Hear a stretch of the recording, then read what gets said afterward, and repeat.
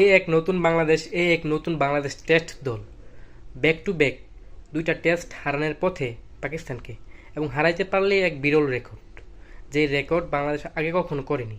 দুর্দান্ত বাংলাদেশের বোলার, বাংলাদেশের ব্যাটার, দুইটা ডিপার্টমেন্টে বাংলাদেশ দুর্দান্ত খেলে যাচ্ছে পাকিস্তানের বিপক্ষে এবং পাকিস্তানের মাটিতে। এবং হাসান মাহমুদের ফাইফার, মেহেদি মিরাজের 50 প্লাস তার ফাইফার, হচ্ছে আপনার লিটন দাসের সেঞ্চুরি, লিটন দাসের 100, বিরল রেকর্ড। এন্ড হচ্ছে আপনার নাহিদ রানা রীতিমতো জ্বর তুলছে। তিনি বোলিং গেলেই 140-45, কিন্তু আজকে কিন্তু তিনি একদম রেকর্ড ভেঙে ফেলছে। তিনি রিজওয়ানের বিপক্ষে তিনি 152 আপনার স্পিড দিয়ে ফেলছে।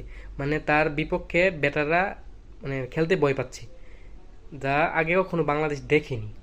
Best of luck Bangladesh. বাংলাদেশের এখন পর্যন্ত সংগ্রহ হচ্ছে আপনার 37 রান। বৃষ্টির কারণে খেলা বন্ধ আছে। বাংলাদেশের আর প্রয়োজন হচ্ছে 143 রান, যেটা কিনা বাংলাদেশ প্রায় 1.5 দিনের মধ্যে তারা নিতে হবে।